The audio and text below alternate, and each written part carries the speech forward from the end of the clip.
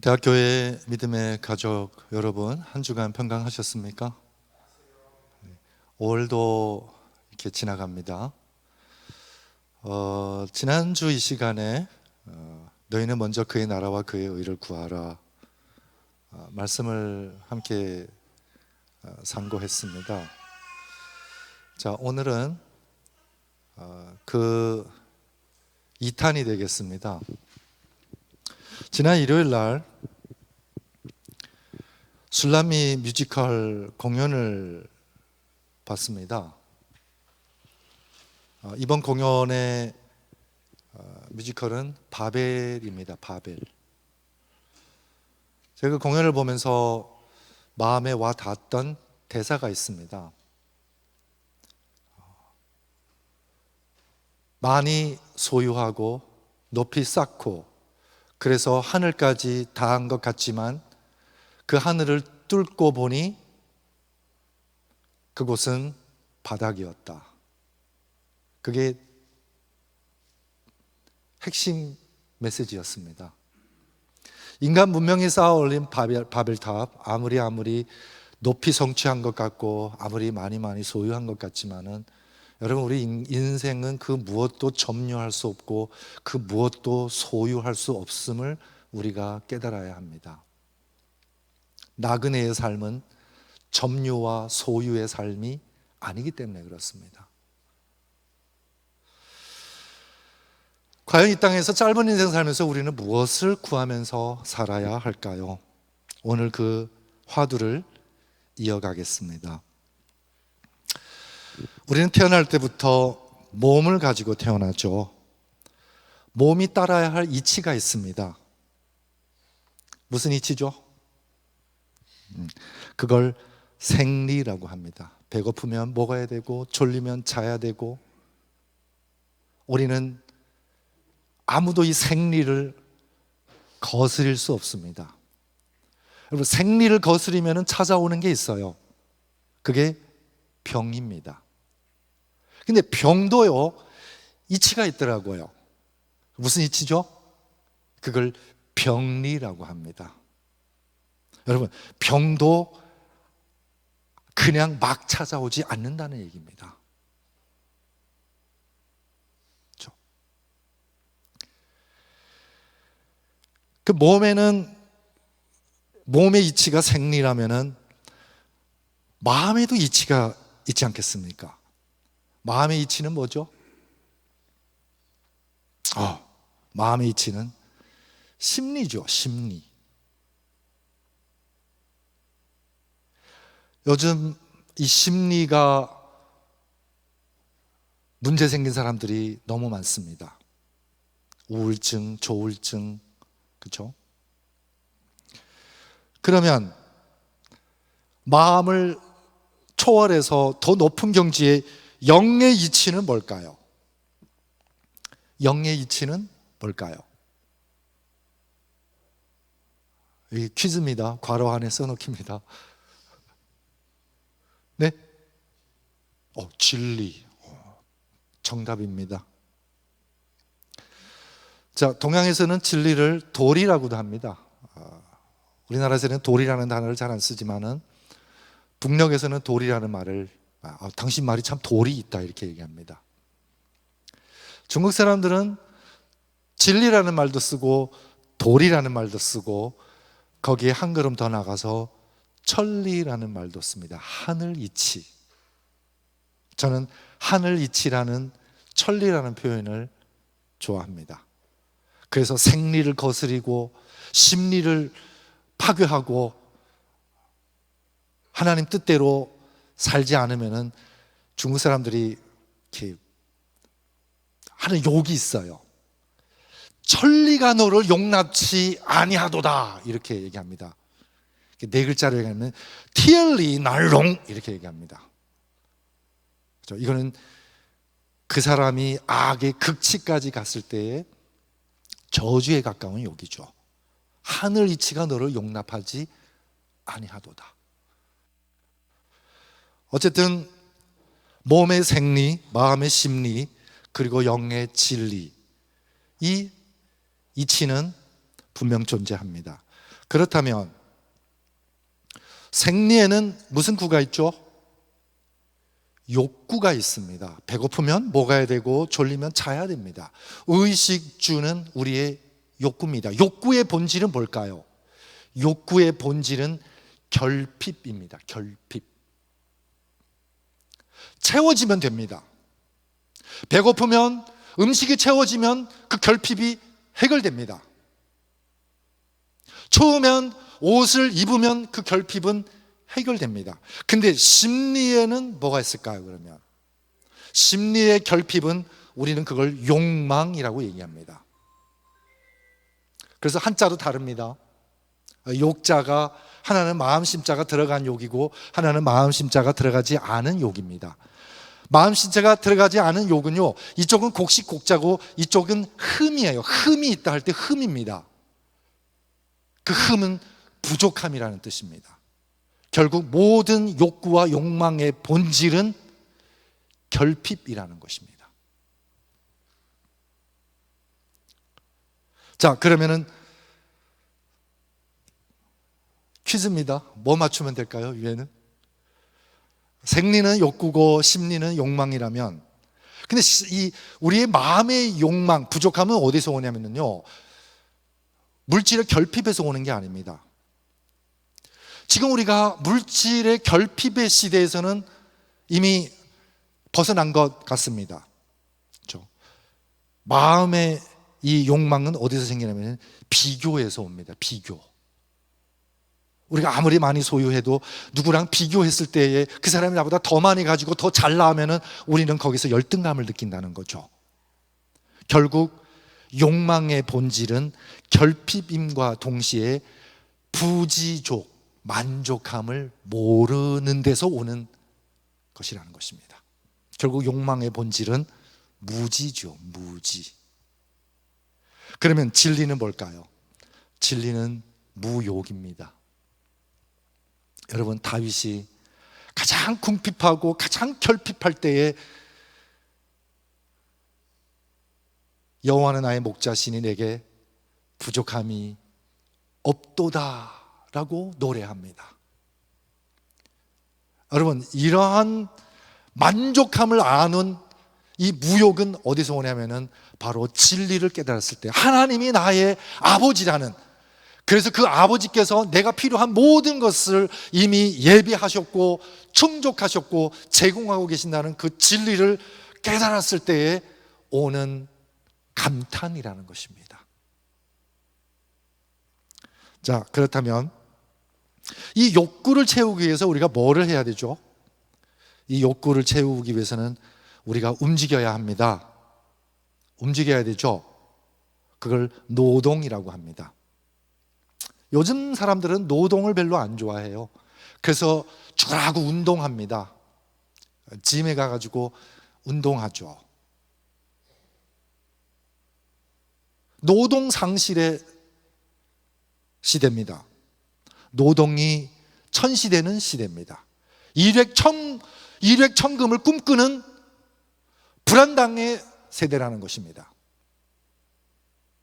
근데 인간은 이 생리적 욕구를 만족하기 위해서는 우리는 반드시 흙으로부터, 땅으로부터의 소산을 얻어야 된다는 것입니다. 그래서 우리가 밥 먹을 때에 항상 감사하는 마음을 품어야 합니다. 여러분, 식사 기도는 이 나를 공양해주는, 영양을 공급해주는 이 밥 한 그릇의 노동에 대한 감사입니다. 그리고 이 쌀 한 톨 한 톨을 내준 천지의 은혜에 감사하는 것입니다. 감사죠. 그러면 이 욕망을 채우기 위해서 우리가 뭘 해야 되죠? 심리에는 뭘 움직여야 될까요? 심리에는 감동입니다. 감동. 감동은 우리의 마음의 병을 치료하는 양약입니다. 근데 요즘은 감동이 상실한 세대입니다. 눈물을 보이려고 하지 않습니다. 눈물은 마치 약자의 소산인 것 같습니다. 하지만 쉽게 감동하는 그 마음이야말로 하나님의 가장 고귀한 선물임을 잊지 마시기 바랍니다. 우리의 양심의 흔들림과 우리의 감동의 눈물은 성령의 선물임을 저는 확신합니다. 그래서 눈물 흘릴 때에 그냥 눈물을 흘립니다. 그걸 소멸하고 싶지 않습니다. 왜요? 그거는 성령의 감동이라고 저는 받아들입니다. 요즘은 눈물이 유난히 많은 것 같습니다. 아마 갱년기인 것 같습니다. 자, 그렇다면 진리의 차원에서는 뭐가 움직일까요? 여기는 각오입니다. 원래 이 라임을 맞추려면은 가모라는 단어를 써야 라임이 맞춰지죠. 근데 이제 우리가 가모라는 이 낱말을 평소에 잘 사용 안 하기 때문에 각오라는 말을 썼습니다. 깨달음이죠. 깨달음이요. 여러분, 각오 각자가요, 배울 학자와 굉장히 가까운 글자입니다. 배울 학자는 밑에 아들 자자죠. 어린 동자가 스승한테 배운다는 그런 뜻이라면은 여러분, 이 각자는 드디어 뭔가 보인다는 것입니다. 산 정상에 올랐을 때에 확 트인 시야입니다. 여러분, 진리의 봉우리에 섰을 때에 확 트이는 시야가 각입니다. 깨어난다는 거죠. 한 번은 제가 이제 잠에 들지는 않았고 잠자리에 누운 상태였어요. 근데 누가 찾아왔어요. 제가 별로 만나고 싶지 않은 사람이었어요. 그래서 제가 뭐예요? 자는 척을 했습니다. 그 집사람이 저를 깨웁니다. 여보, 아무개 왔어. 일어나 봐. 제가 깰까 안 깰까요? 깰까 안 깰까요? 끝까지 안 깹니다. 왜요? 여러분, 자는 척하는 사람은 못 깨웁니다. 근데 만약 제가 정말 자고 있었다면 깨울 수 있을까요? 없을까요? 진짜 자는 사람은 깨울 수 있습니까? 없습니까? 깨울 수 있어요. 툭 치면 깹니다. 여러분, 왜 바리새인들과 서기관들이 여러분 못 깨는지 아십니까? 아는 척하기 때문에 그렇습니다. 여러분, 아는 척하는 사람은 절대 깨우칠 수가 없다는 것입니다. 마치 자는 척하는 사람을 깨울 수 없듯이요. 그래서 이 세상에 제일 힘든 게 척입니다. 착한 척, 아는 척, 그죠? 힘센 척, 있는 척. 이 세상에 제일 힘든 게 척입니다. 이 척을 척결해야 돼요. 그게 진실입니다. 이 깨달음은요, 진리를 깨달았을 때에 우리 몸에서 오는 생체 반응이 있다고 합니다. 그게 바로 다이돌핀이라고 얘기하죠. 그래서 희열을 감당할 수 없습니다. 불교에서는 그런 진리를 깨달았을 때 오는 기쁨을 법희라고 합니다. 법희. 법법자의 기쁠 희자입니다. 그거는 간지스강에 모래알 만큼 많은 보물로 보시했을 때 주는 그 공덕보다도 진리를 깨닫게 해줬을 때의 그 공덕이 더 크다고 붓다는 얘기합니다. 그렇다면 하나님의 말씀을 깨닫게 해주는 그 공덕은 얼마나 더 클까요? 그 말씀을 깨달았을 때의 그 기쁨은 얼마나 클까요? 그래서 항상 기뻐하라. 그 기쁨은요, 이 세상의 기쁨이 아니라는 것을 저는 깨닫습니다. 하나님의 말씀을 깨우쳤을 때에 내 안에서 샘솟는 즐거움이라는 것입니다. 그 즐거움은요, 그 즐거움이 내 안에서 샘솟는 순간은 여러분 무욕이고 무아입니다. 천하 모든 생명이 다 나예요. 그걸 우리 성경에서는 우리는 다 형제 자매라고 표현합니다. 생명 대동이라는 거죠. 자타의 경계가 무너지고 너 나의 구분이 사라지는 생명 일체의 깨달음이라는 것입니다. 그래서 너에게 주는 것이 너에게 주는 것이 아니라 너에게 주는 것이 곧 나에게 주는 겁니다. 그래서 나에게 주는 것이 아까운 경우는 없다는 것입니다. 나에게 줄 때는 우리는 계산 안 합니다. 그리고 나에게 줄 때는 항상 좋은 거를 줍니다. 이렇게 남에게 주려면은 이런 깨달음의 경지가 아니고서는 결코 이런 베품은, 이런 나눔은 우리의 이 마음의 결심으로는 안 된다는 것입니다. 그래서 우리가 결심으로 하려고 할 때에 오래 못 가고 힘든 겁니다. 저는 깨달았습니다. 신앙은 결코 결심으로 안 된다는 거예요. 베드로가 결심합니다. 주님 죽으면 저도 죽습니다. 근데 그 결심은 닭이 울기 전까지 못 버팁니다. 예수님은 우리의 나약함을 아십니다. 우리의 나약함을 아시는 예수님이 고마운 게 아니라 그런 나약함을 아시고 그런 나약함을 허락하신 예수님이 저는 좋습니다. 그리고 그렇게 나약해서 시리에 빠진 우리를 다시 찾아주시는 예수님, 저는 그런 예수님이 정말 좋습니다. 자, 그렇다면 이 몸을 위해서는, 이 욕구를 채우기 위해서는 우리는 뭐 해야 되죠? 생존을 해야 됩니다. 생존을 하려면 영역이 있어야 됩니다. 예수님을 만나기 전에 베드로는 어부입니다. 그의 생업은 그물을 던지는 겁니다. 고기를 어획하는 것입니다. 그의 삶의 이 영역은 갈릴리 호수의 전부도 아니고 일부였을 겁니다.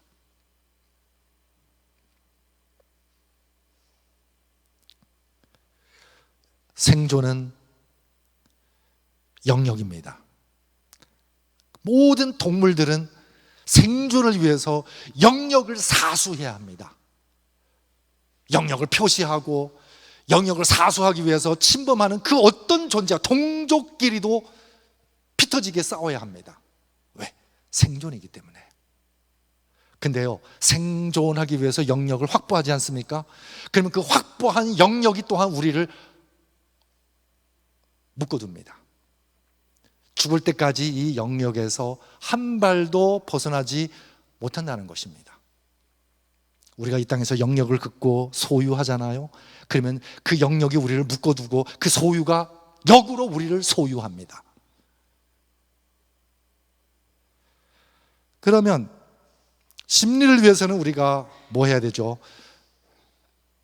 문학을 하고 예술을 하고 음악을 하고 여행을 하고 창작을 합니다. 그걸 우리는 뭐라고 하죠? 생활이라고 합니다. 생활. 대한민국 국민들은 이제는 생존을 위해서 허덕이는 사람 별로 없는 것 같습니다. 있나요? 있겠죠. 적어도 이 자리에 계시는 분들은 이제는 더 좋은 생활을 위해서 분주하시는 분들이라고 저는 확신합니다. 더 좋은 생활이라는 게 뭐예요? 단지 영역의 반경이 좀 더 커진 겁니다. 더 큰 아파트 평수, 더 좋은 아파트 단지, 그리고 휴가 때 더 멀리 나가는 여행, 그리고 다시 나의 영역으로 귀환해야 됩니다. 그래서 영역이 지겨우면은 낯선 고장으로 여행 갑니다. 근데 우리가 갔던 그 낯선 고장은 또한 누구의 영역입니다. 우리가 그렇게 지겹도록 지켰던 영역에서 일탈해서 여행 갔던 그 낯선 고장이 누구에게는 또한 그의 영역이고 그가 지겨워하는 곳이라는 거죠. 그리고선 다시 나의 영역으로 돌아옵니다. 우리는 못 벗어납니다. 결국 생활은 본질이 뭘까요? 그냥 조금 더 나은 생존일 뿐입니다. 우리의 신앙은 뭐를 구하고 있나요? 생존을 위해서 구합니까? 아니면 생활을 위해서 구합니까? 더 좋은 직장? 더 좋은 대학? 더 좋은 아파트? 더 좋은 차? 여러분, 아무리 더 좋은 것을 소유하고 점유하고 지킨다 할지라도 그거는 그냥 더 조금 더 나은 생존입니다. 욕구와 욕망의 본질은 결핍이라고 제가 말씀드렸죠. 우리는 아직 부족합니다. 여호와는 나의 목자시요, 우리 이렇게 노래하면서도 우리 내심에는 결핍입니다. 이 결핍이 채워지지 않습니다. 왜요? 우리는 또 한 차원을 놓쳤기 때문에. 그것이 바로 진리고 영이고 그것이 바로 생명입니다. 그래서 갈릴리 호수에서 금을 던지고 생계를 위해서, 생존을 위해서, 어쩌면 더 나은 생활을 위해서 분주하는 베드로에게 나를 따르라라고 요청합니다. 그 따르라함은 수평적 이동이 아닙니다. 그건 수직적 상승입니다. 생존에서, 생활에서 이제는 생명의 차원으로 우리를 이끌어 주시는 겁니다. 비약이죠. 비상입니다. 비상하려면은 가벼워야 합니다. 타고르 시인이 노래합니다. 독수리의 날개에 황금을 치장해봐라. 그는 더 이상 하늘을 비상하지 못하게 되리라. 왜 하나님의 나라에 들어가는 그 문은 좁을까요? 제가 공항에서 그걸 깨달았습니다. 여러분, 공항에서 시큐리티 체크하죠? 체크할 때 좁은 문 하나 통과해야 됩니까? 안 해야 됩니까? 통과합니다. 여러분, 통과할 때요, 여러분 큰 보따리 작은 보따리 들고 통과 못합니다. 다 내려놓고 통과해야 됩니다. 저는 주머니에 동전까지도 시계까지도 혁띠까지도 다 벗습니다. 왜? 그렇게 해야 순순히 통과됩니다. 그래서 거기서 깨달았습니다. 아, 하나님의 나라로 들어가는 그 문도 이런 문이겠구나. 하나님은 우리를 생명의 차원으로 이끌어 주신다는 것입니다. 제가 원을 하나 그렸습니다. 이 원 위에 점이 몇 개 있을까요? 점이 무수히 많죠. 그렇죠? 근데 이 무수히 많은 점들이 한 점으로 귀결된다는 것입니다. 제가 지금 이 원에는 원심을 안 그렸어요. 원심을 안 그렸지만 이 원에는 원심이 있을까요? 없을까요? 여러분, 의미로 이 우주의 화폭에다 원을 하나 그려보세요. 크든 작든 상관없습니다. 여러분, 원을 그리면은 그 원에는 필히 뭐가 있죠? 원심이 있다는 것입니다. 그렇죠? 이 원심이 뭐예요? 그러니까 이 원심을 중심으로 그린 모든 원의 점들은 이 원심의 투영일 뿐이라는 것입니다. 그 모든 투영은 다시 원심으로 귀결된다는 것입니다. 그래서 이 원심을 우주심이라고 우리가 잠깐 개념화합시다. 우주심이요. 그러면 인간은 이 우주 속에서 영역을 긋고 사는 존재라고 하죠. 영역을 하나 긋겠습니다. 그 영역을 긋으면 동서남방 사방이 생깁니다. 그래서 사방을 나누는 한자가 1, 2, 3, 4 할 때 4입니다. 그래서 4가 사방 네모가 나오죠. 그 다음에 그걸 나눈다는 뜻입니다. 사방 사자예요. 근데 이렇게 대각선을 그으면은요, 요 영역의 중심이 생깁니다.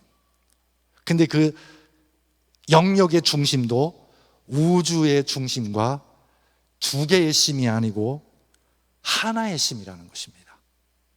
하나의 심이요. 이걸 만물심이라고 개념화해 봅시다. 자, 그러면 여기에 식물이 있습니다. 식물은 머리를 어디다 박고 살죠? 땅에 박고 살죠. 자, 바다의 물고기들은 머리가 옆으로 향하죠. 자, 그 다음에 땅의 모든 동물들도 머리 옆으로 향하죠. 그렇죠? 그러니까 결국 이 동물도 식물도 바다의 물고기도 그의 중심은 하나라는 것입니다. 그럼 인간은 어떻게 해요? 인간은 머리를 하늘 향해서 앙망하는 존재라는 것입니다. 결국 우주심도 만물심도 그리고 사람의 마음도 일심이라는 것입니다. 일심이요. 너희 안에 이 마음을 품으라. 곧 그리스도의 마음이니 하나님께서 우리에게 하나님의 형상을 주셨다는 것은 우리의 인심이 곧 하나님의 마음이어야 합니다. 우주심이어야 합니다. 그리고 만물을 다스리라는 것은 만물의 중심도 하나님의 중심과 하나라는 것을 깨닫고 하나님의 마음으로 다스리라는 것입니다. 그래서 우주심과 만물심과 인심이 일심이라는 것을 깨닫는 것이, 그것이 우리가 깨달을 수 있는 최고의 경지의 깨달음이라는 것입니다. 그러면 너희는 먼저 그의 나라를 구해라. 이 나라는 어떤 나라일까요? 이 나라는 생명의 나라입니다. 그래서 예수님께서 I am the life, 내가 곧 생명이라고. 예수님은 한 번도 나는 생존이요 생활이라고 말씀하지 아니하셨고, 나를 따르면 더 좋은 생활을 허락한다고 약속하지 아니하셨다는 것입니다. 나를 따르라. 사람 낚는 어부가 되게 하리라. 생명을 얻으리라. 이제는 예수님 따라서 생명의 차원에서 이 땅에서 제일 소중한 일을 하게 된다는 것입니다. 그리고 그의 나라는 진리의 나라입니다. 영의 나라죠. 그리고 그의 나라는 영원한 나라입니다. 지구에서 제일 가까운 별의 별빛이 지구까지 도달하는데 4.2광년이 걸린답니다. 4.2광년이요. 그럼 우리가 이 땅에서 그 별빛을 본다는 것은 그 별빛이 4.2광년 전의 바람 별빛입니다. 그렇죠? 가정해 봅시다. 4.2광년 전에 마지막 빛을 발하고 이 별이 소멸됐다고 가정해 봅시다. 그러면은 우리는 4.2광년 뒤에 이 별의 소멸을 뒤늦게 알게 된다는 것입니다. 여러분, 그 별빛을 보는 순간 저는 4.2광년이라는 시공간과 만나는 순간입니다. 그렇다면 4.2광년이 아니라 4억 광년, 40억 광년, 이런 빛이 나의 동공에 와서 마주친다는 것은, 여러분, 그 빛을 보는 순간이 4억 광년, 40억 광년이라는 시공간을 보는 것입니다. 고로 순간이 곧 영원입니다. 하나님의 나라는 영원한 나라입니다. 그러니까 생존하기 위해서 그 영역에 갇히지 마시라고 예수님은 우리에게 당부하시는 것입니다.